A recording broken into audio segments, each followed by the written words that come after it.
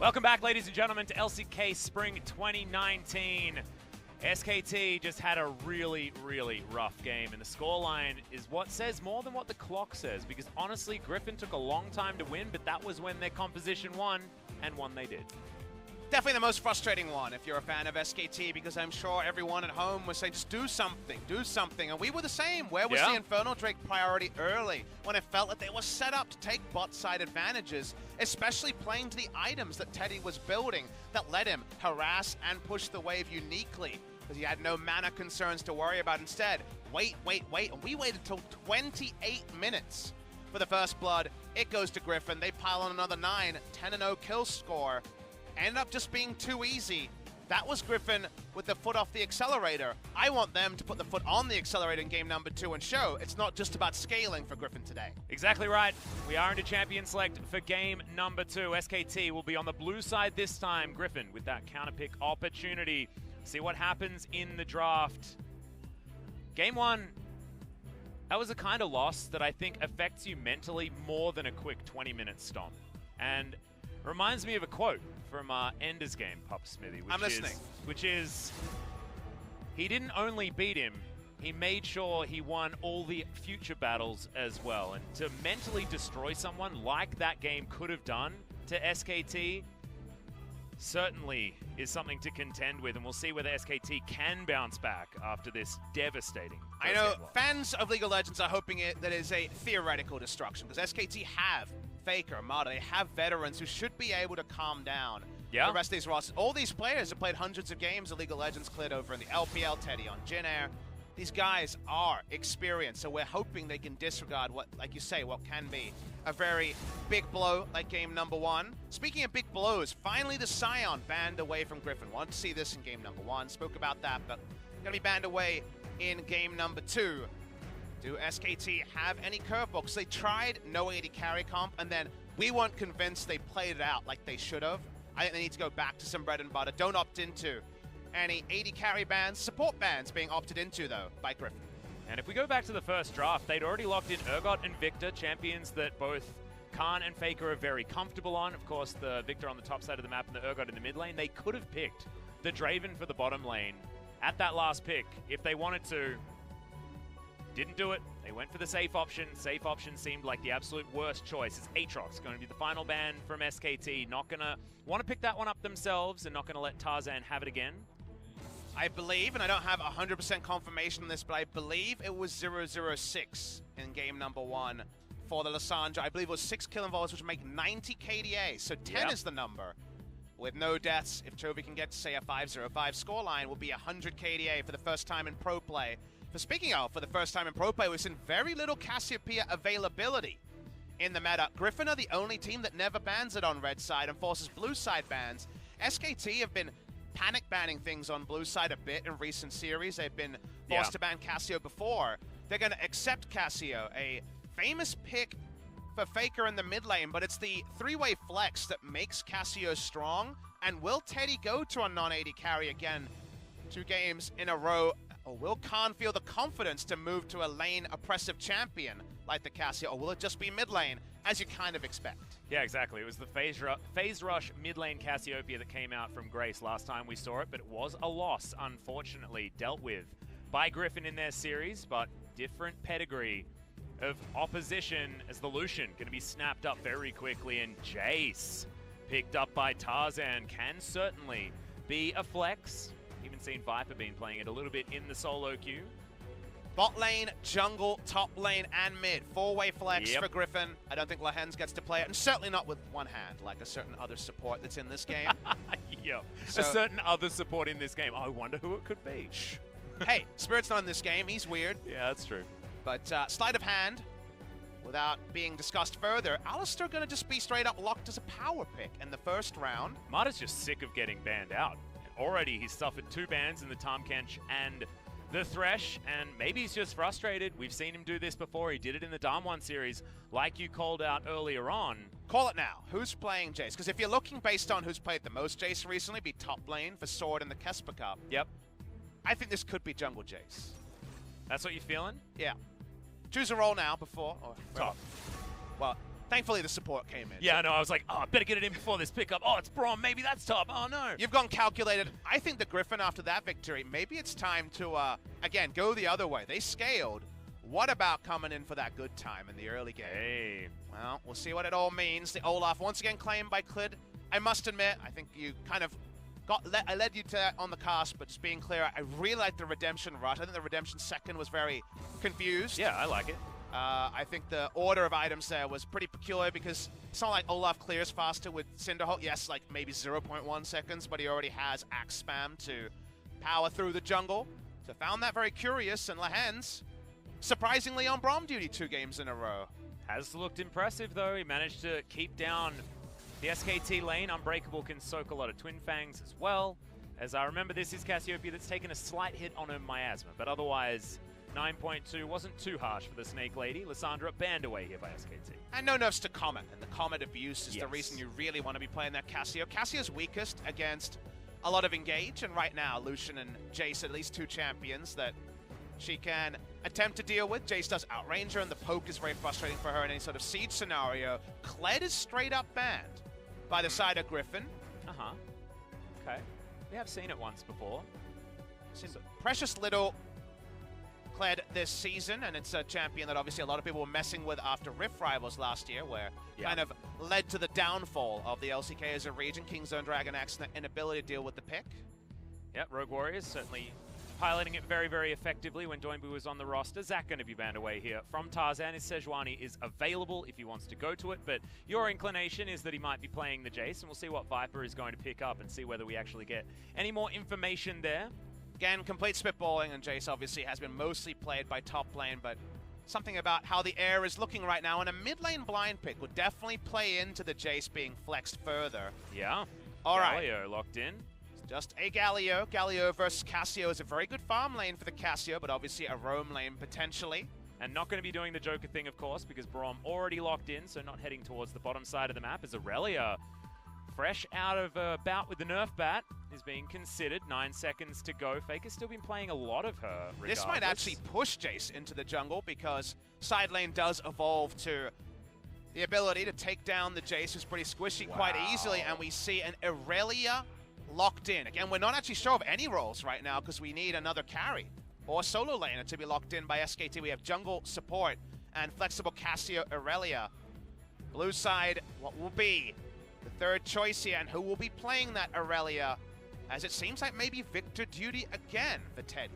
Could be Victor duty for Teddy, but that could also be flexed around. Where are all of these things going? Victor could be the top lane choice. Definitely a lot of different places for all of it to go.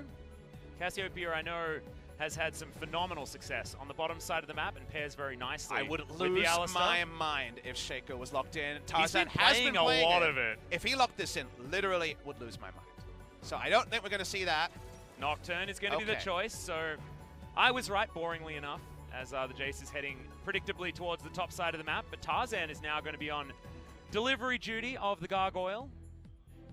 Now, where is all of this going to be going? Khan looks to be holding on to the Victor for the moment. I mean, Viper could play bot lane Galio and Hey, wave that's clear. true. That would be pretty outrageous, though. So this is the expected lineup here. Very, very standard draft in the end by Griffin after flirting with, I'm sure, a lot of different options. And then SKT are the ones we should inspect closest. And Victor into Jace can work. We saw it work from the sword side of this matchup, but this is a Jace favored matchup in terms of priority. Aurelia always can scale well. Has been nerfed on patch 9.2. Still a little bit more about burst now that disarm has been removed, and obviously bursting Galio is usually quite a tricky thing to pull off, but they might have 2 lanes that can handle the side lane threat here quite well if things go swimmingly for SKT. I think all SKT fans only want one thing, and it's a very simple one: some action in the early game, some proactivity, and maybe they'll get it now with this draft. Yeah, and I'm just so excited. I mean, this does mean that if SKT go down 0-2, it will be in a blaze of glory. The Aurelia picked up despite the nerfs. The Cassiopeia let through the draft as a gamble and goes into the hands of Teddy.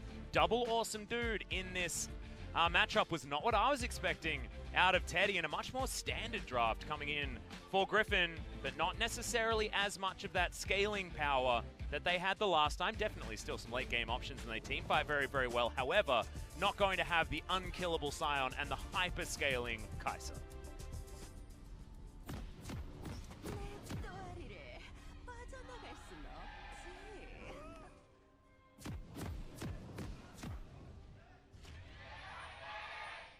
Griffin fans, a bit maniacal at the moment. Very excited after that Game 1 victory.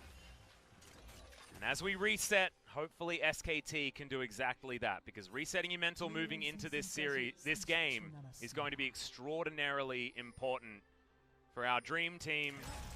This is a squad built to win Worlds. And Griffin bucking the trend there because they made no changes. They felt like they were good enough. They certainly look like it so far. So many people wishing they were at Worlds 2018.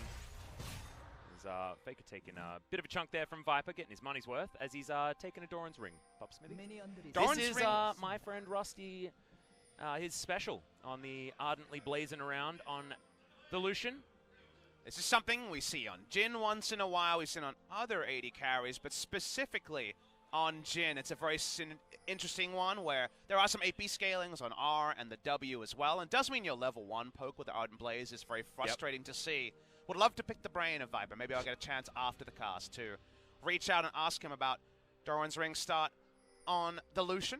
Gives you an extra potion, understandably, for that one, and you get the health alongside it, unlike you would if you went for a corrupting potion or something like that. So we'll see what Viper's able to make work here, and whether he continues down the path of the AP. Let's talk about an interesting synergy between Alistar and the Cassiopeia. Now, usually I was a big fan, and we're talking more about this in the Kesper Cup, where bot lane Cassio was running around everywhere. That's topside. Wow, Sword doing a lot of damage at level 1. Yeah, it does have that corrupting potion running, but Khan's able to even out that matchup.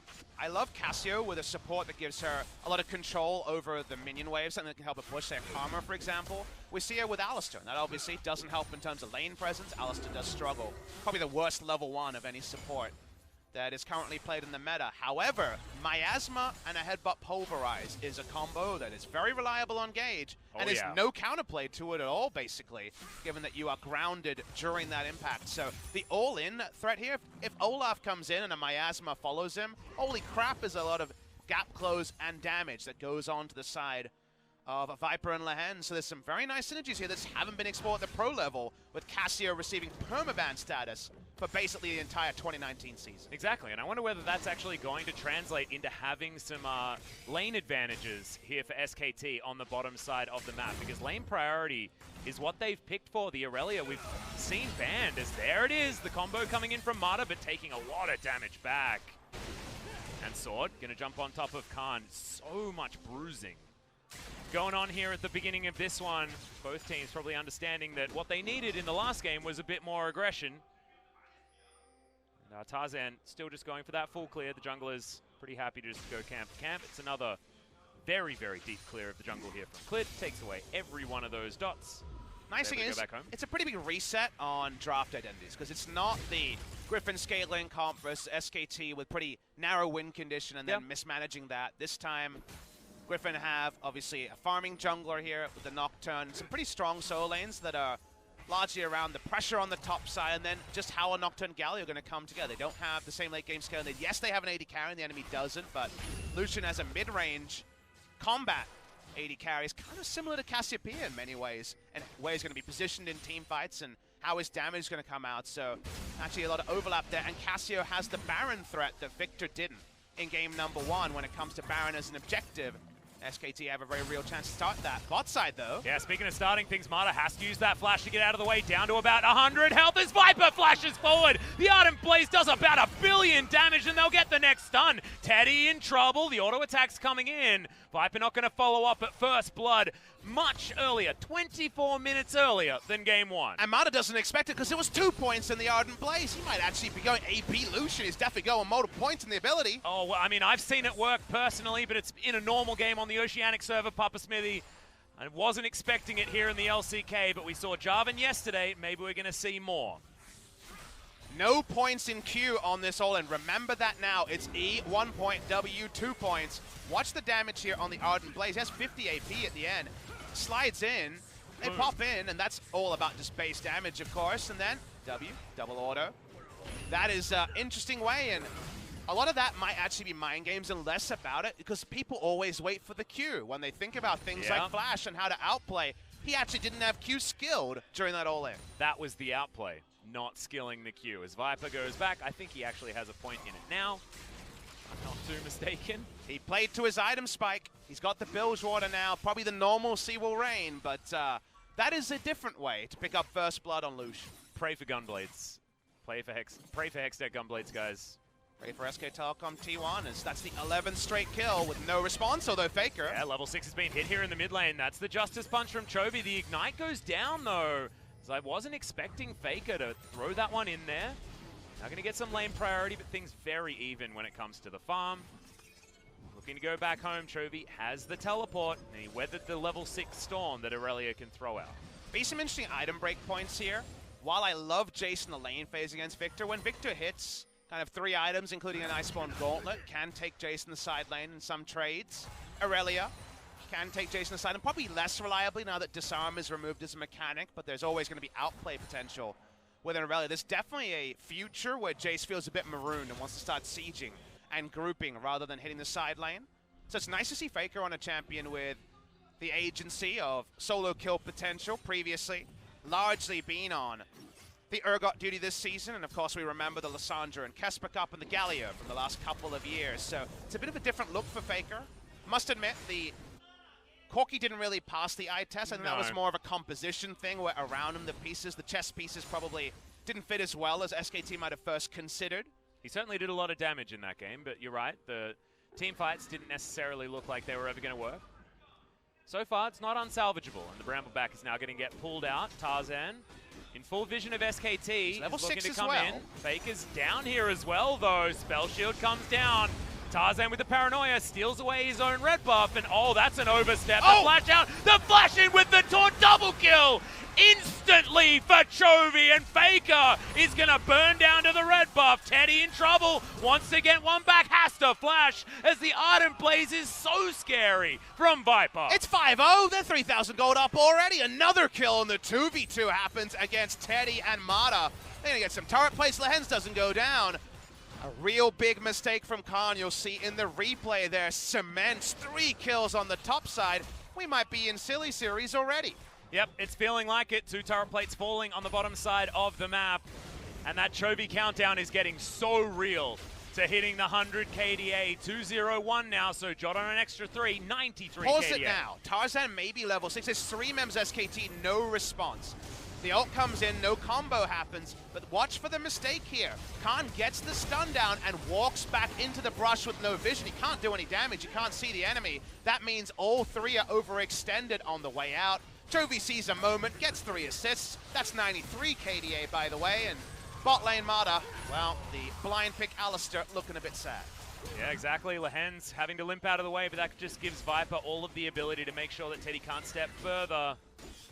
Oh man, things going to hell in a handbasket. As Griffin continue their push in every single lane. It is just dominance now. Oh, he's maxing W. It's happening. I want it to be the Gunblade. There's still the opportunity. This still could be Hybrid Lucian. If it's 15-0, isn't it a mistake not to go the Gunblade? It's mid lane. Yeah, I think so, as FLICKR's just taking way too much damage here. Tarzan going to respect him, gets himself out, but that means that FLICKR has to go home, and he took teleport. He's not going to be back there for a while. Atlas, has there ever been a perfect series? I want to say no, in terms of no deaths on a team in a best of 3. I don't know. I've never seen one. I've never seen it back to back. And you and I have watched just the most games of League of Legends. We have certainly experienced a lot of League of Legends video games. That is entirely true. 9 minutes into game number 2, questions in the Griffin SKT series I did not expect to be asking. Well, I mean, I think a lot of us did expect something like this, though, Papa. It's not a lot of surprise people on the internet right now, as Sword taking a lot of damage back here. No flash. Khan looking to try and get rid of that perfect series, but Sword keeps himself alive with just over 100 health. Drake being taken at the same time. That confirms, of course, that Khan would have had no one to try to take him down. That was incomplete information to him. He had to go respectful in the build. No Hex Core upgrade. I wonder if there would have been a kill there if there was a Death Ray. But needs, of course, the armor. Confirming that he is going to be going for the AP build on the top side of the map as well. Seeing, like you say, the Iceborne Gauntlet being a little bit out of favor the last couple of weeks here in the LCK. A lot of AP builds have been sort of everywhere. FLICKR still dashing around, has to prep these minions a lot more now that that Q has been nerfed. Certainly the biggest one for Aurelia players. Didn't notice the extra damage all that much, but doesn't kick in really until level 11, where the scaling is much higher on the Vanguard's edge as far as base damage. FLICKR tends towards the top side. You'll notice on the minimap, all the wards placed by Griffin are bot side wards to herald a turret dive, summon a spell down on Teddy. So it's actually so hard to lane as Cassiopeia when you have enemy Galio who has control ward vision bot side. That means if you're new to competitive play, that the Galio should be able to roam bot side pretty freely. Here's a top side. Yeah, there's the Paranoia. Gravity Field's a pretty good one, but the Terrify comes in and Tarzan just eats the Victor, and all the turret plates fall on the bottom side of the map. No teleport to come in from the Victor. Sword has his, and Teddy's going to step up, but what can he actually do here? He saves the turret for the moment, but how much has he really? Because that turret is about to go down, and all the turrets, all the plates have already been taken off. A lot of ands every time we mention a good moment with Griffin. This happens and this other good thing happens, and that should never happen. It's all about trading sides of the map, not getting something on both sides. But yeah, this is a cake and eat it 2 game, Papa Smithy, and that is not what any of us were expecting from this. And I thought it was going to be a 2-0 for Griffin, don't get me wrong, but I didn't know it was going to be an experience this bad for SKT. I think we all dared to dream, Atlas. I think the correct prediction was 2-0 Griffin based on what we've seen, but based on the maximum of SKT's individual members, of course they can contend. Absolutely. In a best of 3. Seeing those come together in a series has been thin and fast, and not since 2015 summer, my first split with the LCK, has there been a team hilariously ahead of the pack. Griffin look on another level to Korean teams, and right now, anyone who says that Korea is looking weak overall has a viable argument. What is the counterexample apart from Griffin being so noticeably better than anyone else we have? Well, let's see what Sandbox can do on Saturday, Papa got the Smithy. best That's shot. the only thing. They remain undefeated. And Griffin are going to be coming off a 2-0 victory, most likely against SKT. But I guess counting chickens before they've hatched is something that we shouldn't do. 12.5 minutes into this game, Rift Herald was picked up by SKT. Theoretically not going to be getting a perfect game. You know what the criminal thing is, Atlas? What's that? Again, the game is a bit different, so games look a bit more like a Fiesta now because it's harder to judge. I assume that's a visual bug. No, it wasn't. Interesting. Yeah, all right. Just wandered over and checked to see Strange what the questions under we the have turret. to ask in this current situation. But the hard thing is the games are all a bit more scruffy because you have less vision, you have to take more risks. We can actually only know regional strength all the way at Rift Rivals, which is a long way from now. We only get to send one team to MSI, so actually understanding fully how strong Korea is as a region, we can definitely have our suspicions, but... Oh, Khan has been waiting here for a long time, but oh, the sweeper This picks could him be up. the moment. Headbutt Pulp comes in. There's There's the one Chaos kill. Storm. They want it, but can they actually Ignite. find it? Lehen's ticking down. Got it! There's the Death Ray. No perfect series coming in for Griffin as Lehen's falls over. Important moment for SKT. It's something after so long having nothing. Viper's top side, we know just outside of vision is the Nocturne. Toby joining as well. Are we going to go for this all-in 3v4? Well, 13.5 minutes means that some turret plates We're actually going. go as there's the Paranoia. It's on Namada Heroes. Entrance comes in for Tarzan. Had already soloed out the cow. They're looking for more. Teddy goes down. The Olaf follows instantly, and Griffin punished about as hard as you can. And that's Griffin. The punishment is huge. 6 kill involvements now. That's 96 coming in. Oh, man. For the Galio, 4 more kill involvements with no death, and the first ever 100 KDA player. All FLICKR can do is push through mid lane. Really nice execution from Griffin. Let's have a look at it again as Khan, pretty happy that he managed to get 1 kill, but that happiness was very fleeting. And at the end, you just have to use summoners you hate to see. You have to flash ignite, flash E to kill the damn one person, and then suddenly you don't have a lot of tools to deal with this. Nope. And Chovy, thankfully, managed to get a proto belt onto a couple of people in order to get those assists. It was mostly Tarzan, a sword, taking some damage underneath this turret, trying to turn it onto FLICKR, who dashes around and is going to secure it. Second kill for SKT in the series. Goes down to that god of the mid lane. See whether he can use that in order to push further forward. Trinity Force is going to be very close, but has to buy a stopwatch on this back. Gonna watch the replay here. This is all about The brush camp, there's a nice roam down. Didn't see the map movement here, but well played by FLICKR and Khan. Again, side lane on Jace is a place where Griffin's comp on paper is vulnerable, but actually now, with a 7,000 gold lead, making this game about people taking down Jace in the side lane is hard, because Jace can just group, and SKT are a very mid-range team. Their wave clear is melee or Victor and Cassio poking waves, so tricky for them to actually accentuate the potential skirmishing advantage of an Aurelia over Jace, and easy for Griffin to try to get over that hump. Well, speaking of getting over the humps, Tarzan, as far as getting past that level 6 mark, he did it with about as much aplomb as you possibly can. Guardian Angel now completed, 3-0 and 3 on the Nocturne, and he is so scary. We saw that demonstrated already as he soloed out his target.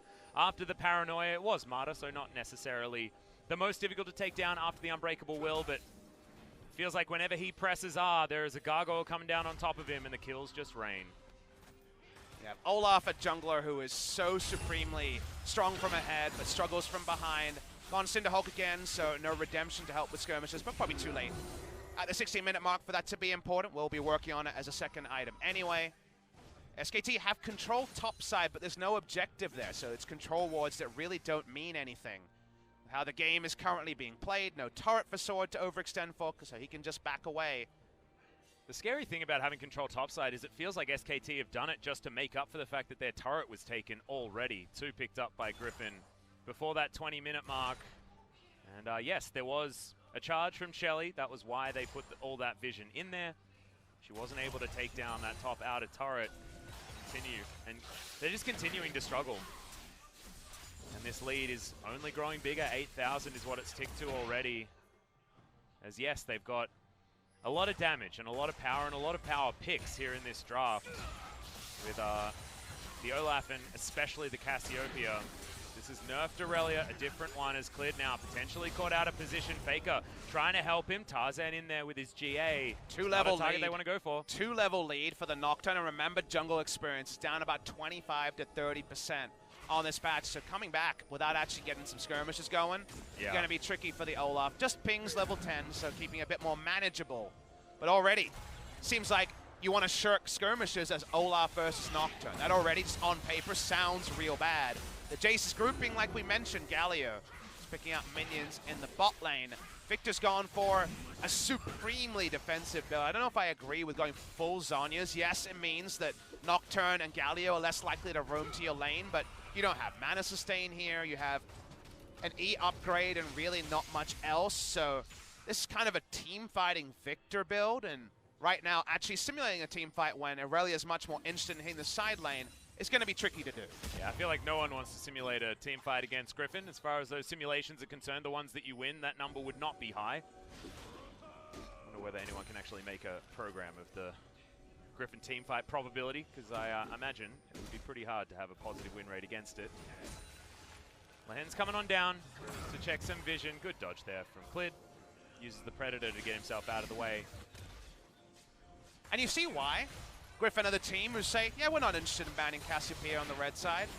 So much of the value is in the flex, and right now we're just not convinced in 2 games of Teddy away from what has been SKT's most reliable weapon. They've been so good at playing around Ezreal and these other carries in the bot lane. Now he's on the Cassio, which is a bit different, and even if he's put in 50 games, let's say, which is a lot to put in terms of practice, has he put in 500 games? No, it's just not viable, given that the champion is, you know, a month and a half in terms of the bot lane in stature, and you just feel like things aren't as strong. They could never get that all in. The Miasma into head got pulverized. The bot lane was ruled by the 2 points in W on the Lucian very, very early, and the shoe on the other foot is just not suiting SKT.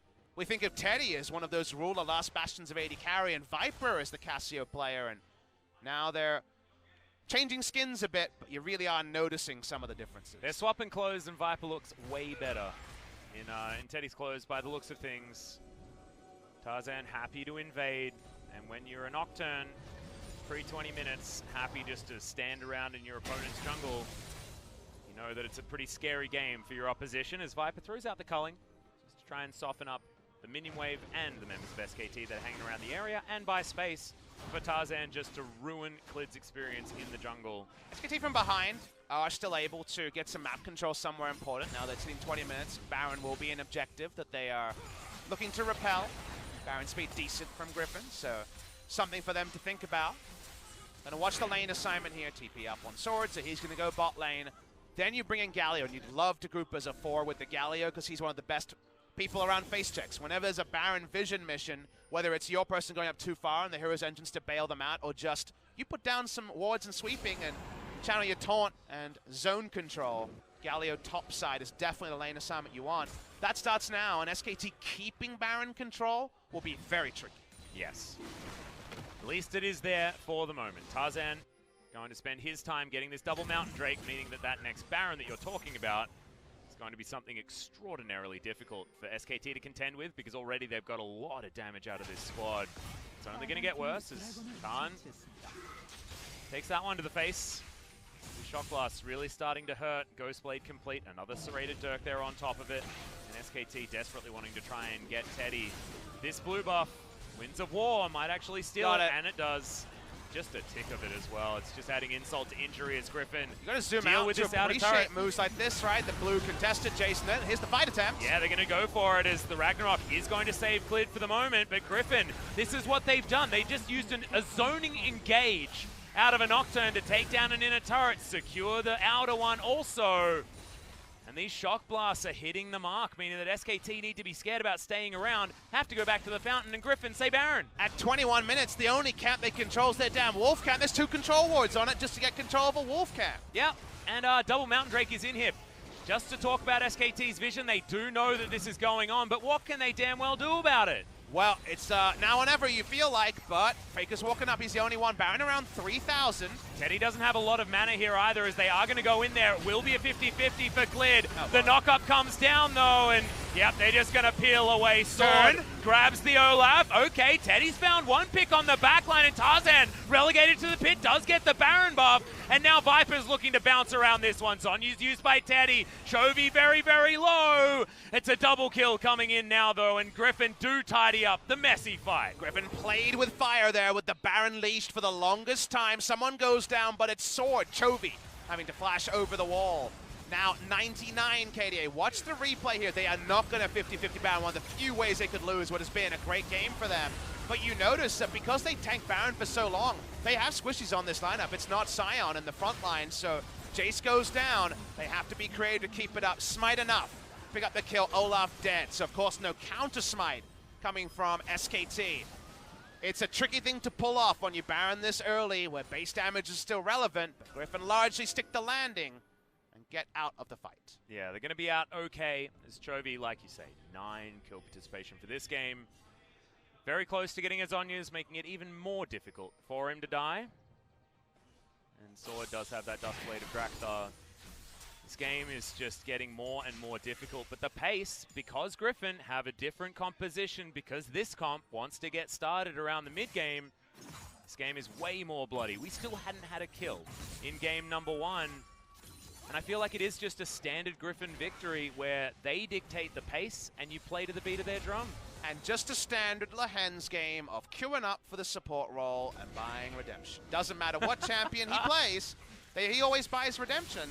While that gets comical when it's, you know, some of the picks like Elise, for example. I mean, he was the one that died and ruined the perfect series, so maybe he wants some redemption. But if you're always playing 4-dimensional chess where you feel like where you go, you're going to win out, why not have redemption there as well? Why not have a semi-global from the support role at kind of all moments? And we see redemptions more in Griffin games than any other games for sure. Someone's always got one.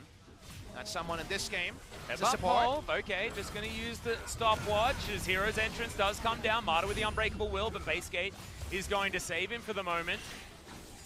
Not going to fall down just yet, but big buttons on cooldown for Griffin.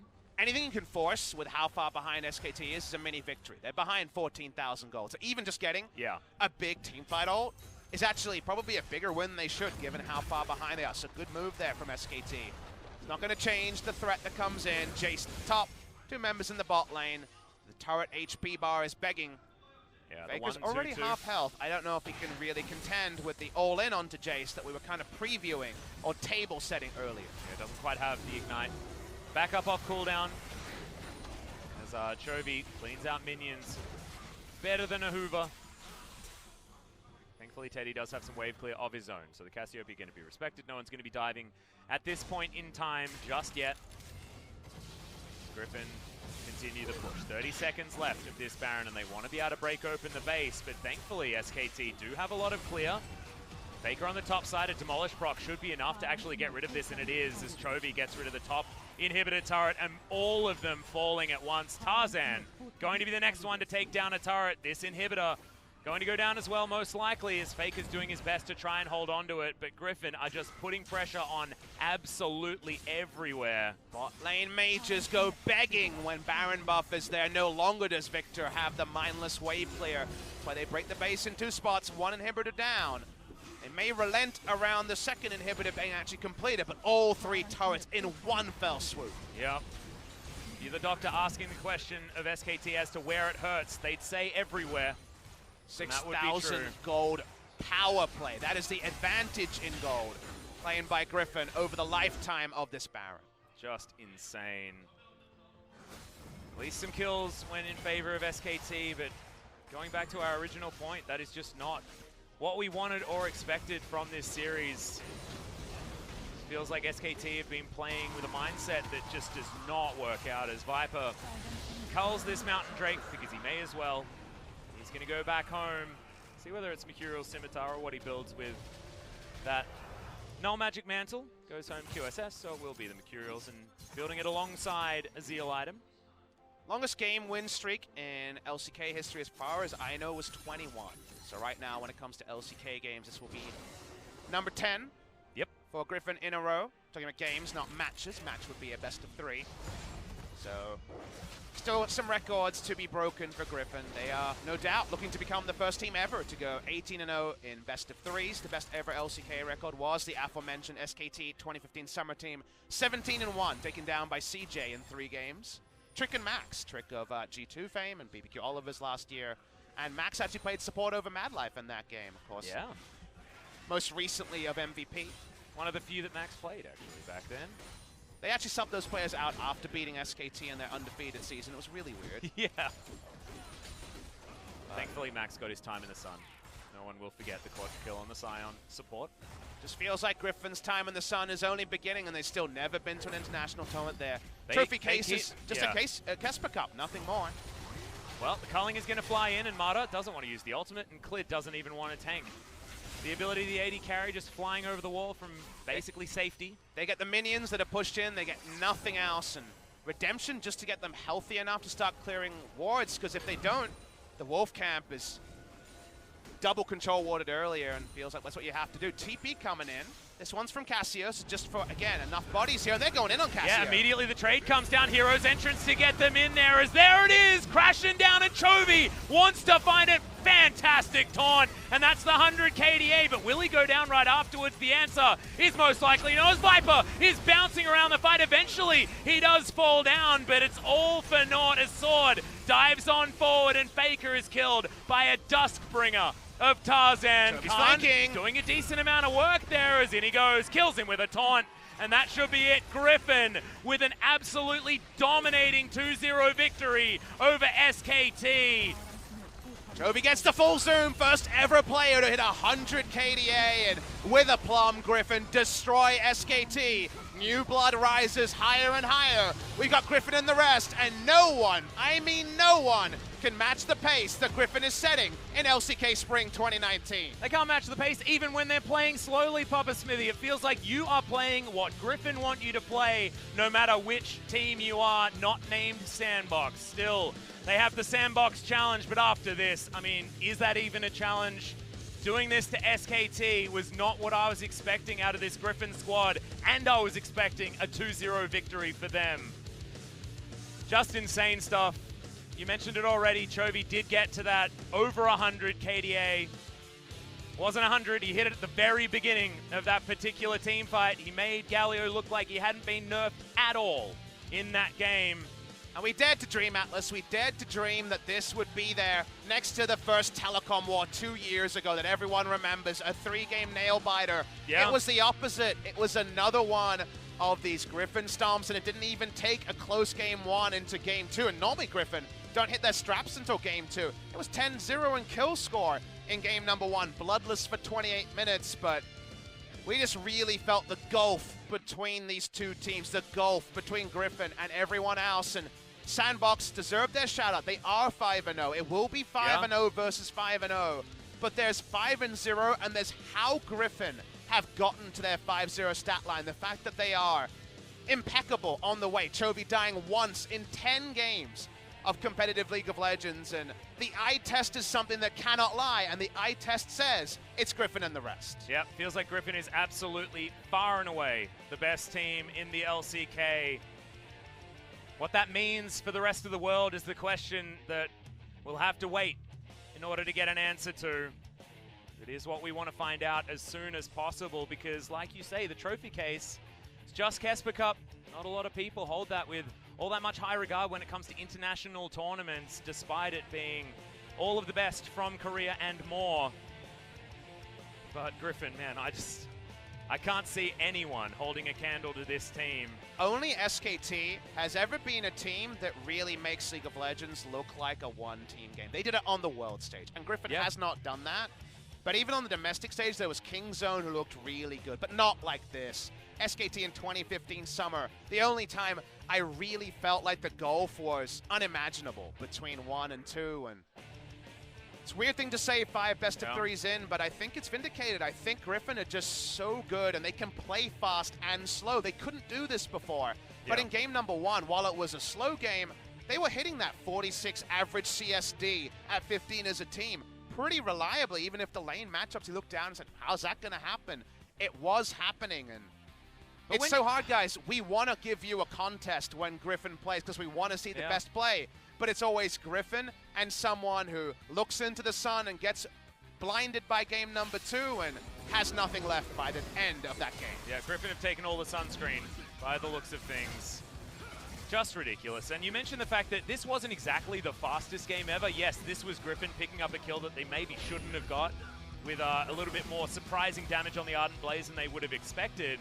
But what they did so beautifully was play around this exact spike here. Level 6 lands for Tarzan, and then they can go in. Khan really made a huge mistake there with his positioning too far up, and between the paranoia and also the fear tether. It looks silly. It all comes together, and from there, Griffin just closed it out. The speed at which the gold lead opened up, because this happened at the same time in the bot lane. There was an advantage that was snowballed there. Mata went down a couple of times in the laning phase. Teddy 2 games without AD carry, and we feel like we were robbed of Teddy, who was previously looking full Glad playing as a kind of solo act, as a tribute to his Jin Air days. Then Griffin swoops in, and we start talking about win streaks and KDAs, because the game, in terms of a contest, was swiftly over. It was. Almost perfect game in game number 1. This was when the perfect series ended for Griffin. But it didn't matter. Only 3 kills happened. None of them were on Chovy, so he has over that 100 KDA. Everything working out and everything coming up Griffin. This didn't. This was a better look for SKT, but even still, you take this, you can see on the top side, minion waves are being hoovered up. And Griffin just seemed to never give anything away without taking more. Cassio goes for what started as a defensive teleport. His tank line starts to disengage, and you can't cancel those anymore. Yep. Team right there. It's so far behind in gold, it's so hard to wag the finger at anyone, because we're just kind of waiting to see how the last atrocity would be enacted in this game, and ended up with a flank in the back. How about Galio? Fresh off 100 KDA on the season, a single death in 10 games. Chovy taunts the victor to death. Here are the numbers, and the gold graph shows you only one team in the race once again. No turrets, no Drakes, no Baron this time, but 4 kills to the side of SKT.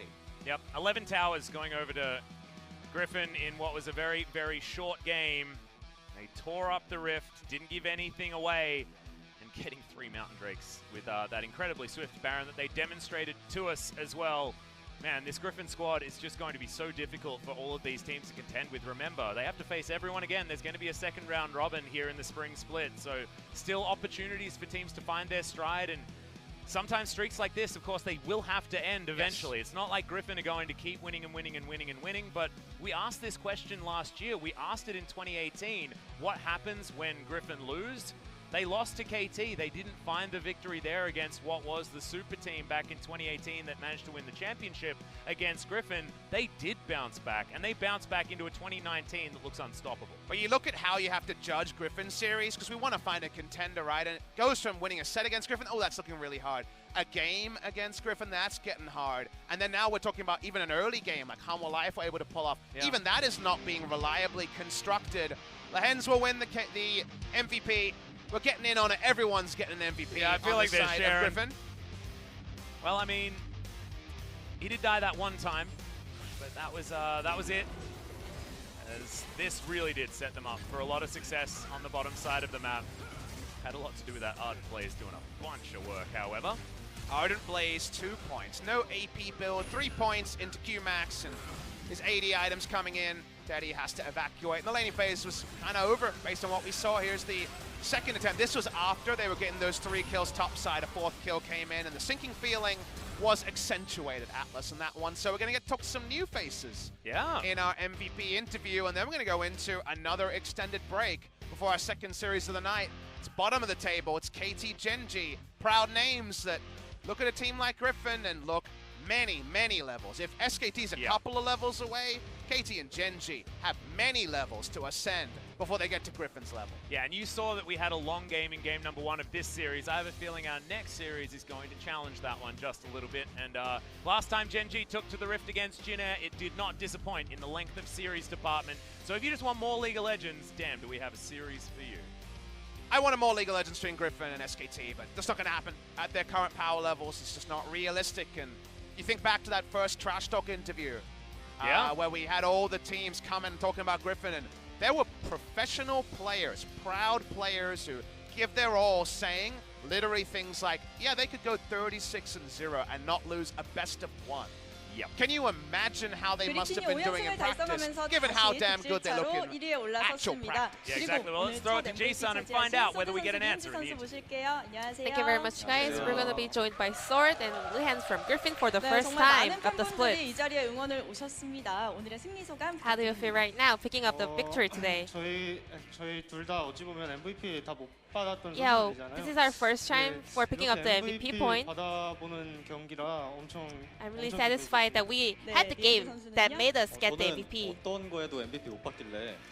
Well, even though I played so many champions, I wasn't able to get any MVPs, so I was thinking of Blitzcrank actually, but I'm really happy that I got the fine MVP today. It feels really good. Sword, a lot of people have been saying that you evolved compared to last year. You're on another level. Well, I actually didn't change much. I was keep working hard. I think it's our team that has evolved overall. I guess the credit goes to your team then. Let's move on to game 1. Well, there were 5 bans on the side of bot lane.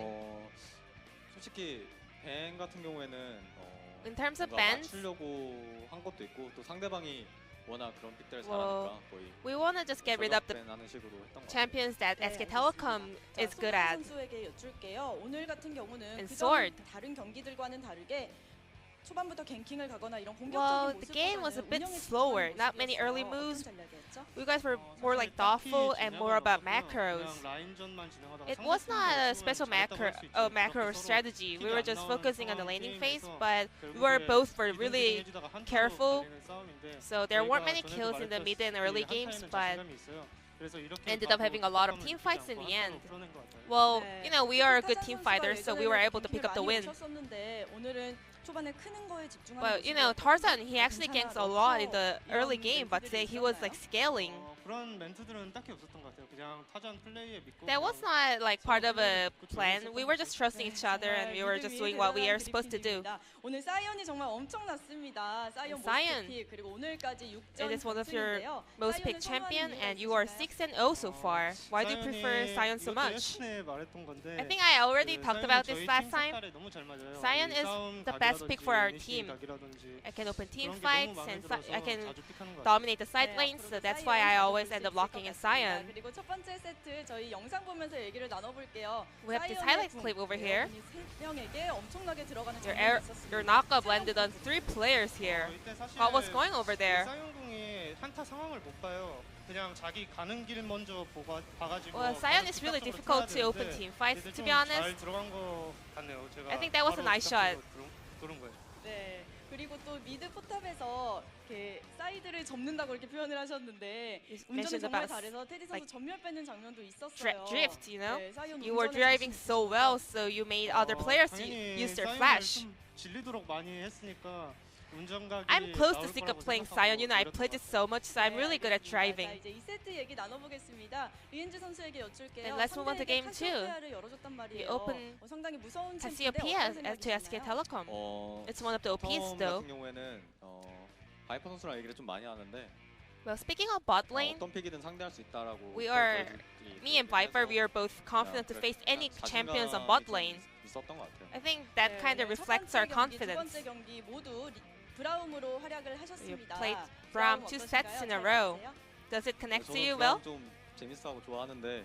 It's really fun to play and enjoy it. 뭘 해도 제가 별로 안 But 좋아하더라고요. Viper is never happy about with the champions that I play.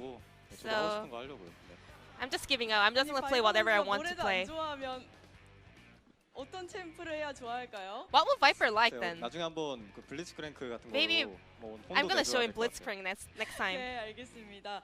자, 첫 번째 경기와는 전혀 다른 양상이었습니다. Game 2 was a bit different compared to Game 1. 좀 다른 전략으로 It 가셨던 was very 건가요? aggressive and there were a lot of fights and skirmishes. 항상 준비되었던 거 그냥 했었던 것 같아요. 상황에 따라서. I'm just doing whatever I'm ready with.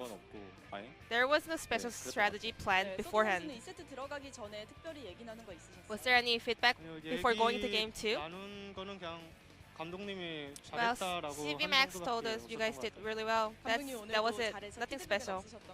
No feedbacks. 피드백할 건 많은데. Well, we have a lot of things to go through, but he's really happy right now, so I think he's being easy on us today. 자, 오늘 초비 선수가 아까도 나왔지만 Chobi KD 104를 달성을 했어요. has reached his Chobi's KD has reached 104. 넘고 싶다 이런 말씀 혹시 하셨나요? Chobi already mentioned that like he wanna go above 100.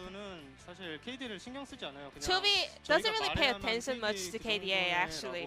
생각하고 있고 이번에 104 달성한 104, it's a record. He must be really happy. 네, 초비 선수 환하게 웃고 계실 것 같은데요. 리엔즈 선수 축하한다고 한 말씀. Is there any message for Chobi? 빨리 한 2대 3대스 더 해가지고. I want to die 2 or 3 times and make KDA even with me. 네, 응원이 아니라 다소 저주를 하는 것 같은 그런 생각이었습니다. 자, 다음 경기가 샌드박스와 1위 결정전입니다. 이번 주 토요일. It's gonna be a match for the first place this Saturday. 어떻게 준비하고 계세요? How are you gonna prepare for the series? 그냥 저희는 하던 대로 저희 그냥 Just as 스타일 always, 살려가지고 더 we're gonna keep our 멋진 Griffin 경기력으로 style 돌아오지 and 않을까 we're gonna 생각합니다. show great performance. 여기서 더 멋져진다니 정말 기대가 됩니다. 리엔즈 선수는 What about you, 어떤 Lens? 각오 하고 계세요? 네, 어떤 팀 상대로도 이기려고 최선을 We are doing our best.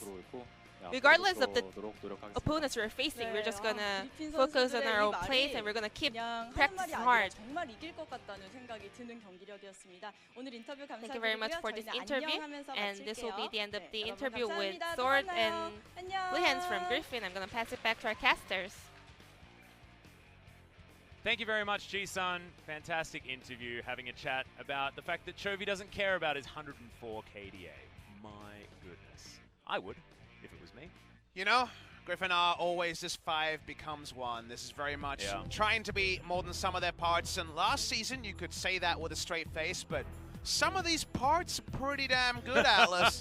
And so now it just feels like kind of false modesty. It's almost like you guys should be trash talking because you're so damn good. Griffin really are good. And Sandbox stand there with them in terms of match score, but very difficult to actually have watched all those games and have the eye test say, yes, Griffin and Sandbox stand alone, they're on the same level. Now Sandbox can rubbish that statement. They could come in and on Fleek could pop off on Camille, and I would love to see them actually force Griffin to bleed. But right now, seems like Griffin are too good, and it seems like we've got a pretty long break to talk about. Yeah, exactly. It is going to be about an hour until our next series does happen, guys. So go get a drink, go and try and shake off the SKT loss, and we'll see you after about an hour at about 8 p.m. KST. See you there.